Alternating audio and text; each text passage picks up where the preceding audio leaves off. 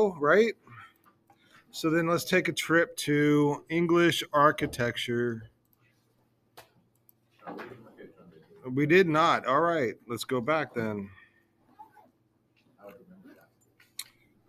So we did not look at that. All right. Then let's go over here. Let's go down to Gothic Part 2.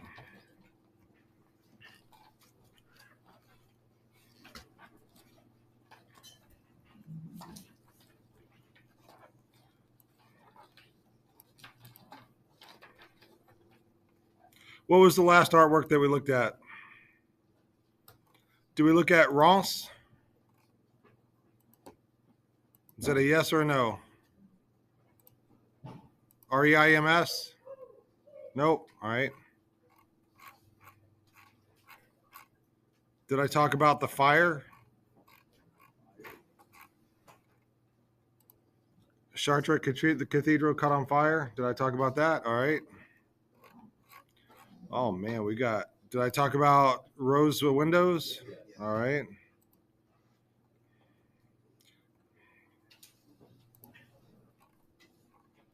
Okay. So then let's just start at the rose windows.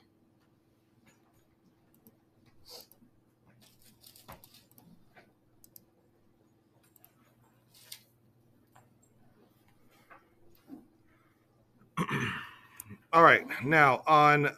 Let's see.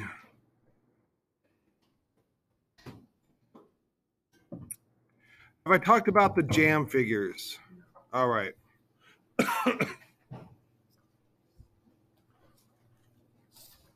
So the jam figures at Chartres Cathedral represent the Old Testament prophets, kings, and queens. And they're very long and elegant.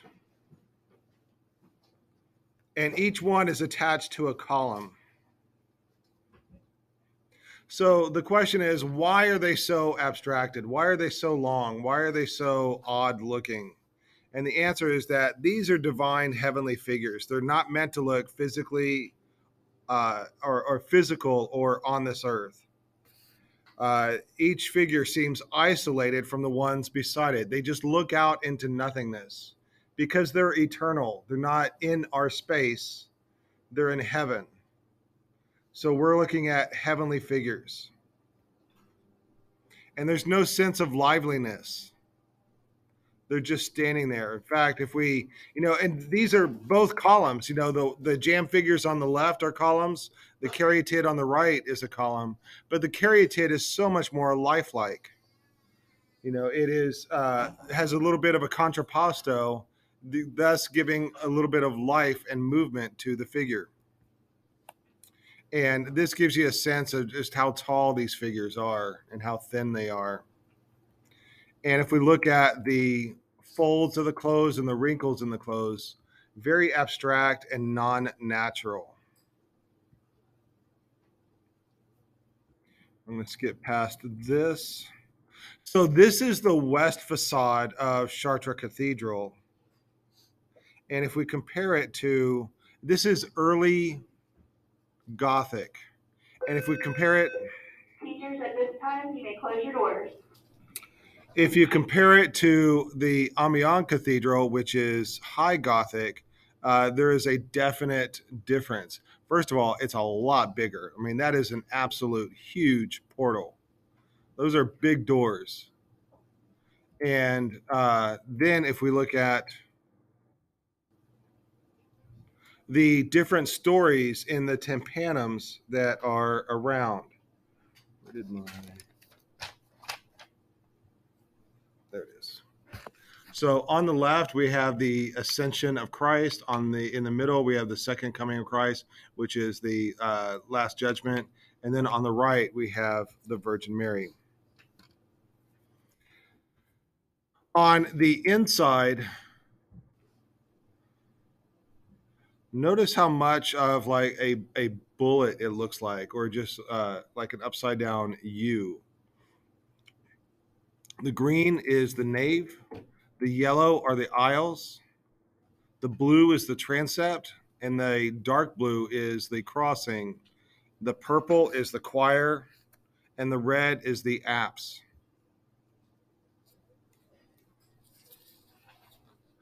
So the pilgrims would come in through the transept and go through the radiating chapels and then out the other side of the transept.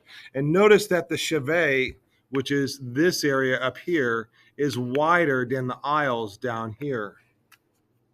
That is new to Gothic architecture. And this is the relic that is in the Chartres Cathedral. So this is a piece of fabric. It's the tunic that um, the Virgin Mary wore when she gave birth to Christ. And so there was a fire in the Chartres Cathedral, and most of it was burned. And the relic was saved in the fire, and the west facade was saved. And so the interpretation that everybody got from the west facade being untouched by the fire and the relic being untouched by the fire is that Mary wants us to build an even bigger church, and that is what they did. So the blue area on the left is early Gothic, and the rest is the beginning of the high Gothic style. Because it is the beginning of the style, it's not quite mature yet. There's a lot of Gothic stuff, but not at its highest point yet. So some of the new things in the church were the clerestory, the triforium, and the nave arcade. That was divided into 3 sections. The nave arcade started to have tall, pointed arches. And the triforium is an arcade in front of the wall. That's what the triforium is. The clerestory was bigger and had more windows in it, allowing more light. Uh, Also, what's new is these lines that are created in these colonnettes. Remember that we looked at the piers and the colonnettes. Well, the colonnettes would continue on and become the ribs of the ceiling or the vault. Um, Recently, Chartres Cathedral has been restored, and so they cleaned the ceiling. They cleaned all the walls, and notice that they go in sections, and you can see that as they clean it, it shows that it's a very bright stone. It's a very white stone. Up until when they cleaned it, everybody thought that cathedrals are very dark and dingy places, and they thought that they were designed that way. And it turns out they weren't designed that way at all. They were designed to be bright. Again, you can see that they have cleaned the nave area, but the transept has yet to be cleaned. Say that again? They took the design and the cleanliness based off the one that got set on fire. They took the design and the cleanliness off the one that. Like they used this one to decide that they were all dark and dingy. And they used the one that got set on fire to decide that. Yes. All right. And then the new rose windows had lancet windows instead of the arches. So the west portal still has the Roman arches. And look at the rose window, how the newer rose windows have bigger glass sections to allow in more light. And then, so then let's take a look at the jamb figures. What we have on the right, those are the jamb figures from the west portal. That's the main entrance. That's the early Gothic.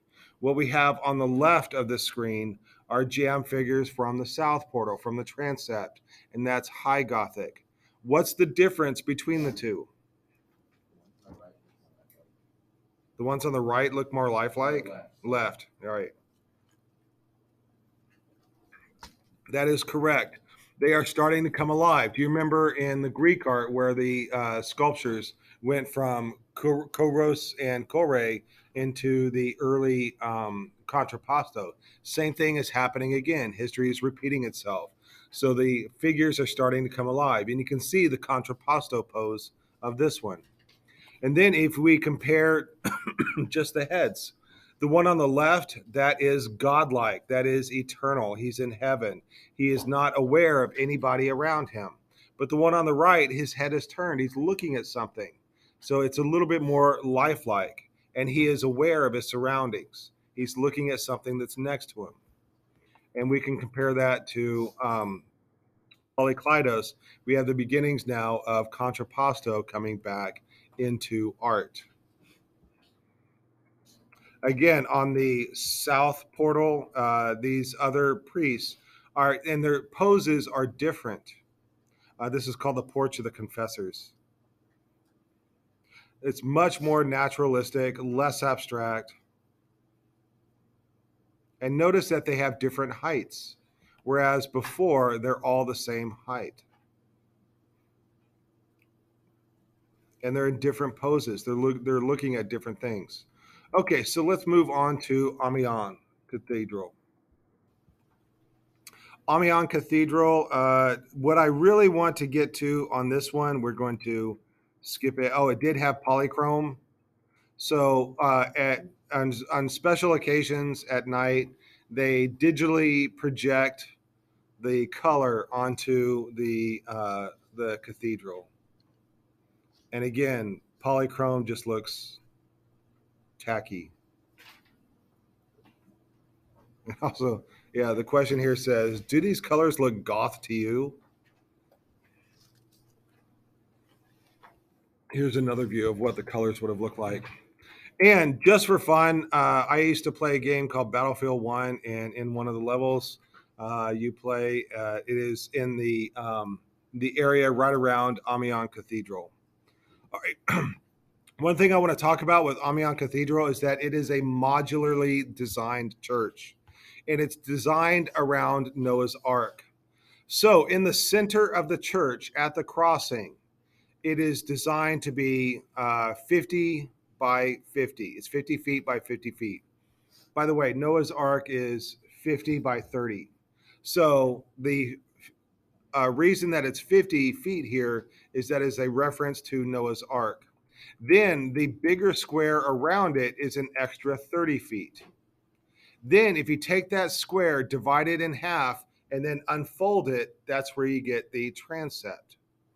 Then if you take a diagonal of that square, that is the same distance as that part of the cathedral. And that is also the same as the height of the cathedral. And we're going to take a look at the Mary portal on the right. In the center is Mary. She's wearing a crown because she is the Queen of Heaven. Above her is the Ark of the Covenant. And, why is Mary so popular? Well, Christ is seen as the judge. And in the last judgment, he's sending a lot of people to hell. And that's not so friendly, all right? That's not so like soft. It's very harsh. And so it's hard to see Christ as somebody that you could really talk to. But Mary is his mother. She's much softer, and if we can get in good with her, we can get in good with the church or with the judge. All right, and she is stepping on a lizard with a human head. This is a symbol of evil that she is stamping out. And then above her in the tympanum, there is the Ark of the Covenant. To the left and the right, these are the patriarchs. In the green, that's the Dormition. That's the scene of her death. In purple is the Assumption of the Virgin. That's where her body is being taken up to heaven. And then in the red is the coronation of the Virgin, where she is being crowned the Queen of Heaven. So we get a closer look of the death of the Virgin. It looks a lot like Snow White, right? And over here we have the Assumption of the Virgin, where the angels take her up to heaven. And here she's being crowned. And then on the left and the right are the jam figures. So we'll take a closer look at the jam figures. There are two stories being told. On the left is Gabriel and Mary. That is the annunciation of the birth of Jesus. So the angel Gabriel came down to Mary, told her she's going to have a baby. On the next two figures is Mary and Elizabeth. Elizabeth is her cousin. They were both pregnant at the same time. Mary was pregnant with Jesus, and her cousin was pregnant with St. John the Baptist. And so Jesus and St. John the Baptist grew up to be good friends. There's some little scenes of that they are standing on the platforms that they're standing on, and in one of them it shows the Garden of Eden where the serpent is tempting Eve. All right, so we can see that again we are going forward towards a more realistic view of the figures. They are moving away from this abstract view of the figures. And remember that in Roman art, and Greek and Roman art was very realistic. And then at the end of Roman art, they started going abstract with their figures. And then all through Byzantine and Romanesque, the figures were very abstract. And coming into the Gothic, they're still abstract. And in the late Gothic, they become more realistic. All right, so we're going to go to Reims Cathedral, or it's pronounced Ronce, Ronce, but it's spelled Reims. Fun fact, I grew up on a street called Reims in Houston, and my whole life I pronounced it Reims. And then when I went and took the medieval art history class, I learned that I've been pronouncing it wrong my whole life. All right. So there's lots of cathedrals right around Paris. Let's go to Reims Cathedral, and I want you to look at the facade and notice how different the Gothic facade is from the Romanesque facade. The Romanesque facades are very plain, very boring, and then the Gothic facades is full of stuff.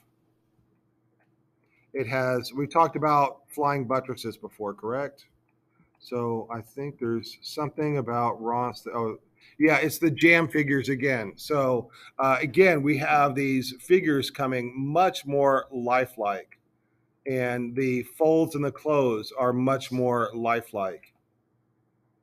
And oh yeah, this one's kind of interesting. So again, we have Gabriel and Mary telling the story of the Annunciation, and then we have the visitation with Mary and her cousin Elizabeth.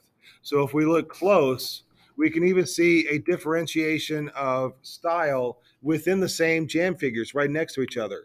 On the left, they are very abstract. So that tells me these were carved in the style of early Gothic, or the artist that carved these carved in the style of early Gothic. So either these were carved earlier or the artist liked that style of earlier. And then the ones on the right, those are in the style of the High Gothic and Late Gothic, and where they're much more realistic. And then if we look at the clothing of them, let's see.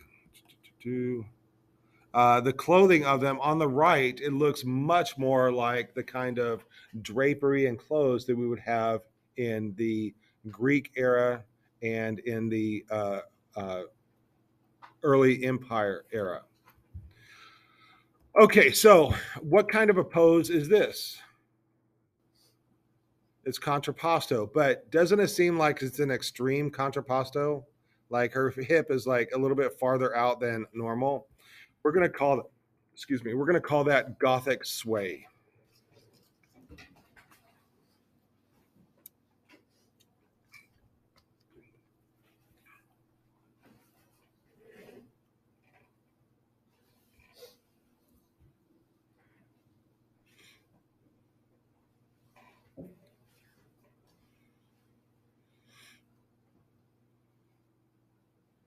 And this Gothic sway shows up a lot in this high and late Gothic era.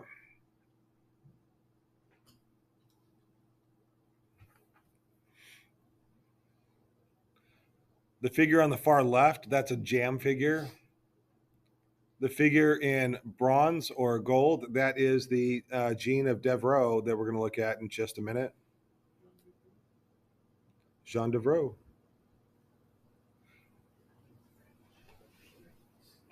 And then we have, it looks like an ivory figure and then another small stone figure.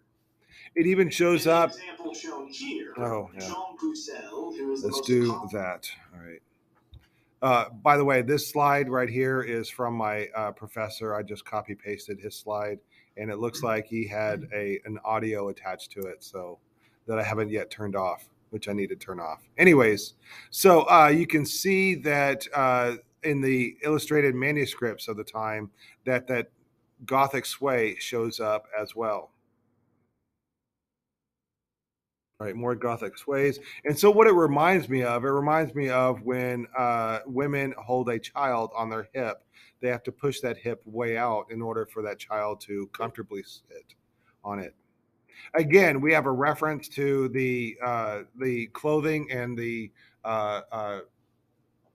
style of Greek and Roman relief sculptures.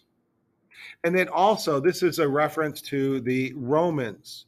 On the left is Mary, and she is idealized. She is young. And on the right, we have almost a veristic portrait. You can see that she is middle aged and she is showing that age. And the Romans would do that. They would have idealistic and perfect young portraits, but they would also portray older people because older people are wiser. They have more experience. They know more. So we're comparing her to the idealistic portraits of the Roman era. And then we also have this increased classicism, the dynamic drapery showing the forms underneath, the contrapposto pose. We are moving away from that early Gothic style. All right, now we are going to move on to Sainte-Chapelle, which is on an island in the middle of Paris. This island is a palace for the royalty. So it's a small little building, this one right here. It's not a grand cathedral. It has an upper chapel and a lower chapel. And as we open it up, here's a cross section of the upper chapel and the lower chapel. But as we go inside, I want to show you guys this. This is the main purpose of Gothic cathedrals. This is what all Gothic cathedrals aspire to be. They just want a giant walls of glass to let in all that light. And this chapel is able to do it because it's not so big. All right. It's not as grand and huge as the cathedrals. It's a chapel. Chapels are smaller than the cathedrals. So it doesn't have as much weight to carry. But these windows cannot support the weight of that vault up there. I'm going to skip ahead. So on the outside, we have these buttresses that are identified in green that carry the weight of the ceiling.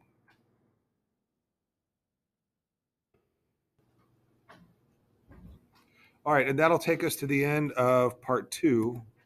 Let's go to part 3.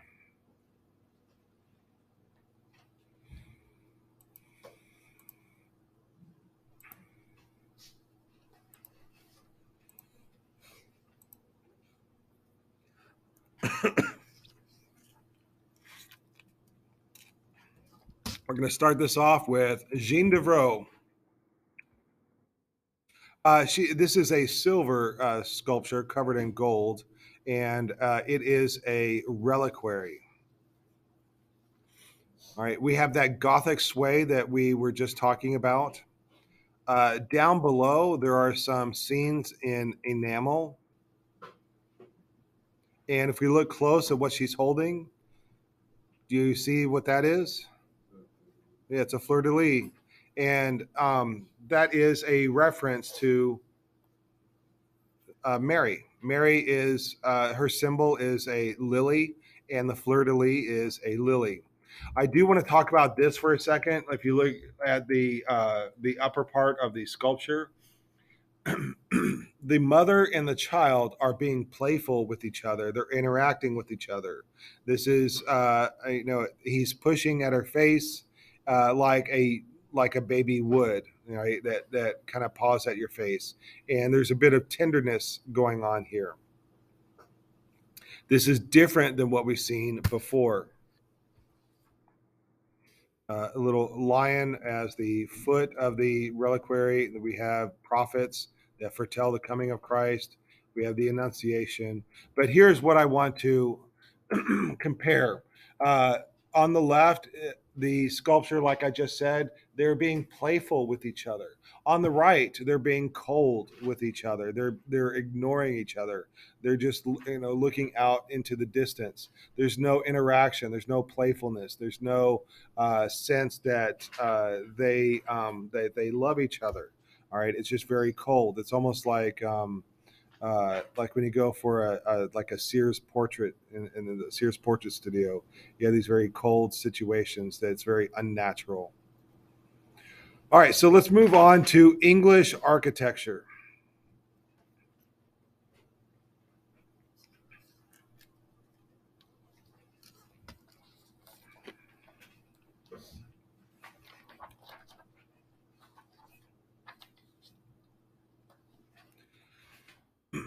What were the two main things that the French Gothic architecture was trying to do? Light and height. All right.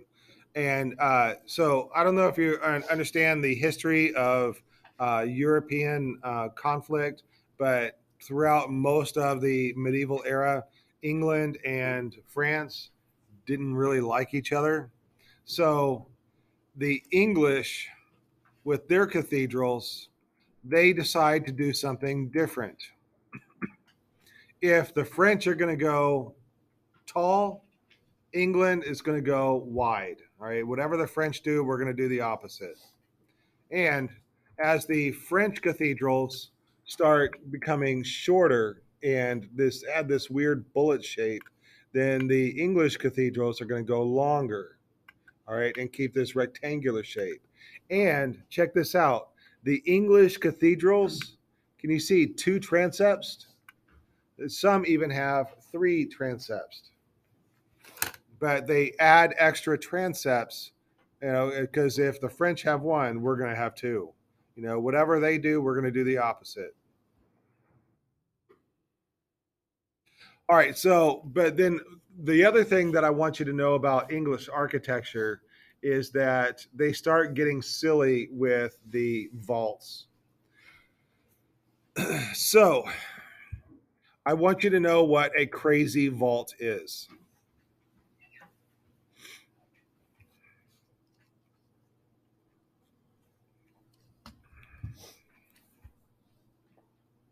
If you look at the ribs on this vault,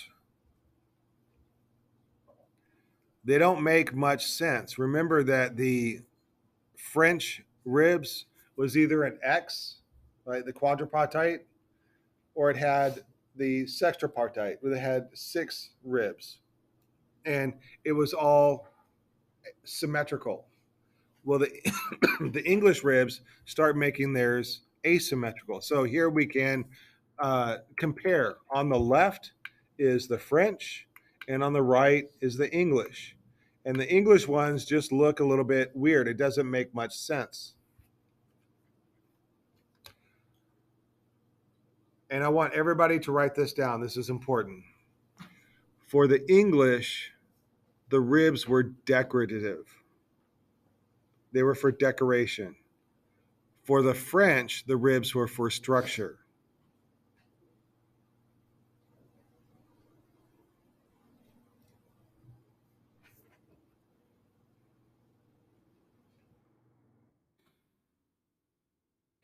Check out the ribs here on this in the Lincoln Cathedral.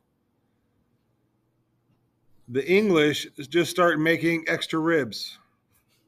And if we look up at them, These ribs are unnecessary. It's just for decoration. Now we're going to go down to Salisbury. We're going to take a look at the Salisbury Cathedral. Note that the westwork over here is quite short. And then we have a giant tower over the crossing, which is not what the Gothic of the French do. We have two transepts, and the end where the apse is squared, not round. All right. But it's not all this that I want to look at. It is, we have the two transepts, all right? But I want to look at the, all right, the ceiling, all right? And so the English architectures then begin to try to outdo each other's with making the ceiling go crazy. So the Salisbury architects, they add pictures up on the vault. Down in Exeter, in this cathedral, their architect says, you want to go nuts? Let's get nuts. And then their vaults have even more ribs. And then if you notice these little connectors up here, they have the faces of characters from the Bible and kings and queens. Then if we go to Gloucestershire, if we go to this cathedral, and the architect here, he says, you want to see crazy? All right, look at this vault. All right, these are called fan vaults. And then we're going to go to King's College.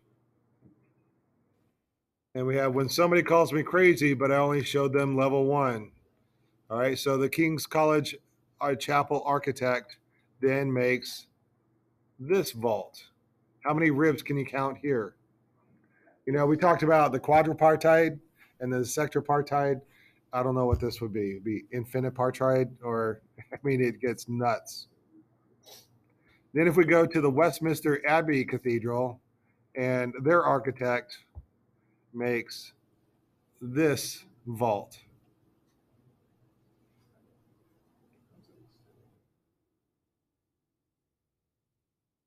All right.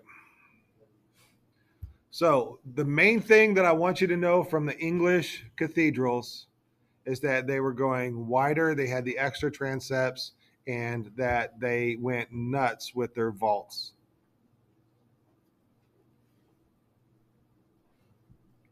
All right, now we're going to take a trip to the Holy Roman Empire. When we talk about the Holy Roman Empire, basically what country are we talking about? What modern country? It's not Italy, although it does come into Italy a little bit. It covers the northern tip of Italy.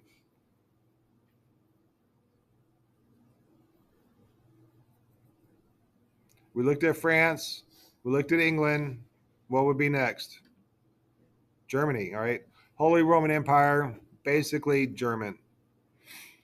And so we're going to go to the Cologne Cathedral and look at the westwork on that. Absolutely huge.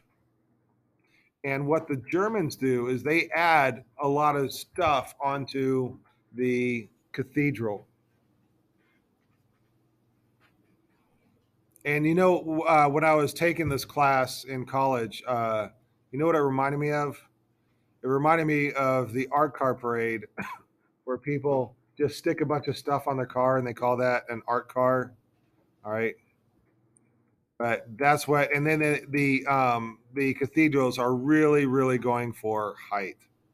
And they're also making it transparent. It's just, all of this is empty. It's just a wire work going all the way to the top.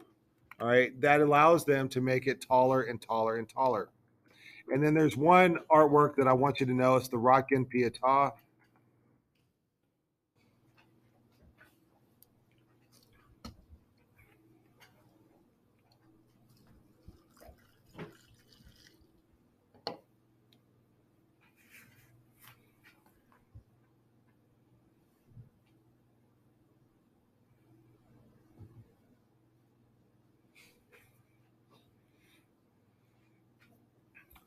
I want you to know what the word pietà means. The word pietà means the pity. And this is the scene where Christ has died on the cross. He's come off of the cross, and Mary is holding the dead body of Christ, and she is overcome with anguish and pain and sadness. Now, the Germans are very good at showing pain. So as we get close, look at the hole in Christ's body right here with all the blood and guts gushing out. All right, look how skinny his arms are. You can see his ribs. You can see the blood coming down from the crown of thorns. If you look at his hands and feet, you can see the blood coming out there. All right, shows so much pain and harshness, and we can see the anger in her face.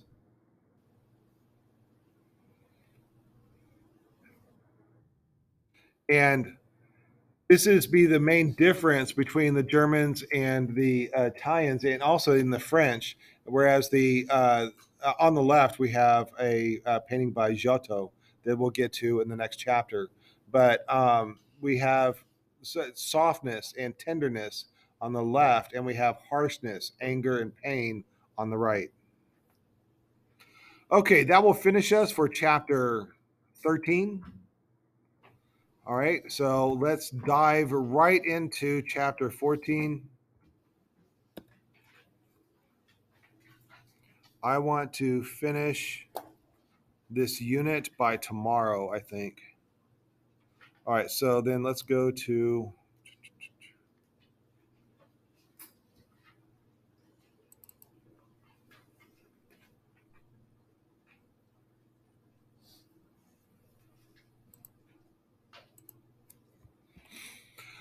all right, everybody, so much art history, never enough time to cover it all. So let's go run through the art museum. We're starting chapter 14. Go to the next empty page in your sketchbook. At the top in the header, I want you to write chapter 14, or you can write late medieval Italian art.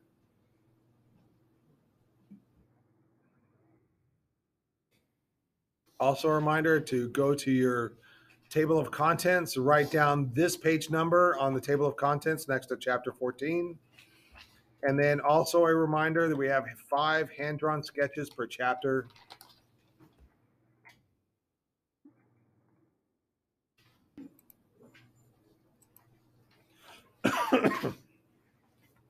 All right, so where is Italy? If you guys cannot find Italy, I will fail you the whole class. I will fail. I will talk to your other teachers, and I will have you fail all your other classes as well. All right, so we're going to go to Italy right now.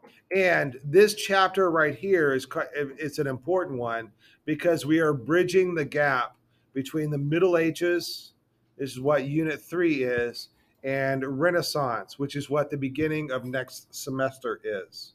So this is an important chapter. All right. Listen carefully because I still have a hard time explaining humanism. So everybody, eyes up on the screen, phones down, listen carefully. Oh, and I might unmute this. All right. Welcome to 60 Second Civics, the daily podcast of the Center for Civic Education. I'm Mark Gage. One of the forces that helped define the European Renaissance was humanism. In fact, humanism helped create the Renaissance. Humanism focused on human ingenuity and potential, as well as the development of virtue. This emphasis on the importance of the individual would affect European thought for centuries. Humanism began in the 13th century as people developed an interest in the writing and philosophy of classical Greece and Rome. Humanists read and translated classical texts and imitated their style. In fact, what we know about classical Greece and Rome today is due in large part to the efforts of humanist scholars. The most influential Italian humanist was Petrarch, who lived in the 14th century. Petrarch viewed classical texts and classical history as providing lessons in morality that would be useful for people to adopt to improve themselves. Petrarch sought to reconcile the moral lessons of classical texts with Christianity, the dominant religion of Europe. Because of Petrarch's ability to integrate classical Greek and Roman thought with Christianity, humanism was able to spread throughout Europe. Humanism became popular with the upper classes during the Renaissance, who sent their sons to study with humanist scholars. The invention of the printing press allowed humanist ideas to spread to even more people. One model for humanists was Cicero, whose work was later to make a huge impression on America's founders. After reading Cicero, some people began to argue that republics were better than monarchies. That's all for today's podcast. 60 seconds. Okay, so here's a couple things I need you to write down. I want you to write down the term humanism. It's a philosophy that places humans in the center. It has an emphasis on education, and it's the exploration of the human potential. So with humanism, people had the desire to excel. And it was also a commitment to civic responsibility and moral duty. This is a new philosophy that had not been explored before. And this becomes a big deal in the Renaissance.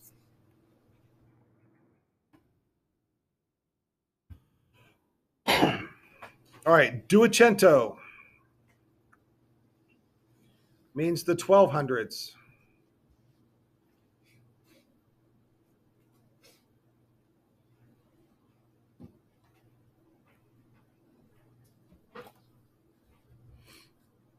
All right, we're going to go to Pisa. You guys remember Pisa? What's the most famous thing from Pisa? Or Pisa? Yeah, it's the Leaning Tower. So we're going to go back to, we got the cathedral, we got the Campanile, and then we've got the baptistry. We're going to focus on the baptistry. When we go inside the baptistry, there is a pulpit. A pulpit is the place where the preacher stands, and so it is elevated above. And so it has this little ladder, but this particular pulpit has some relief carvings on it. And we're going to take a look at some of this. It has an eagle. There's a place to place his book. And then there's reliefs, the low reliefs on the wall of the pulpit. There's figures of virtue down below. And the reliefs on the wall are narratives of the life of Christ. These right here, there. And it shows a lot of virtue of fortitude. One of the figures down below, can you tell who this guy is? There's some clues in here that tell you who he is. Yes, it's Hercules. Is Hercules pagan or is it Christian? Yeah, it's pagan.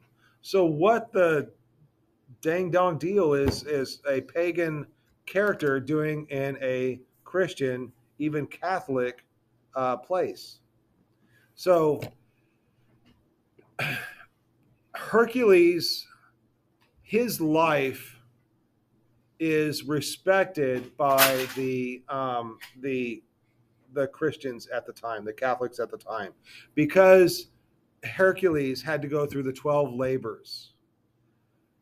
They saw that as being a virtue. It's suffering and being perseverant even when life is throwing a lot of bad things at you. So he was able to persevere through hard work, and they like that quality in him. So he becomes a hero of the Catholics at that time, which is a bit odd. All right, and we can compare his contrapposto pose to that of the ancient Greeks, and we can say that we are definitely moving away from that early Gothic, Stoic, and very stagnant style of sculpture. All right, so we have the adoration of the Magi, and we have the Annunciation, and we have a nativity scene up there, and there's where the statue of Hercules is. All right, so let's take a look at the adoration of the Magi. The Magi is Christ as a young child, and all these people have come to pay homage to the Christ child. Over here in a different panel, we have the the Annunciation. And then up here we have the Nativity. And then down here we have the Adoration of the Magi. The main point of showing you this is that I want you guys to understand how these pagan images still are present in Christian artworks. All right, like Hercules. We're going to stop there for today, and we will pick up tomorrow with Duecento painting. Are there any questions about anything that we've gone over so far? Oh, there's assignments to do, so be aware of your assignments. Do your soft chalks. Work on your detailed drawing. Find your article and work on the beast. I will be grading soon. I know a lot of you guys have been turning stuff in. I will be grading very soon.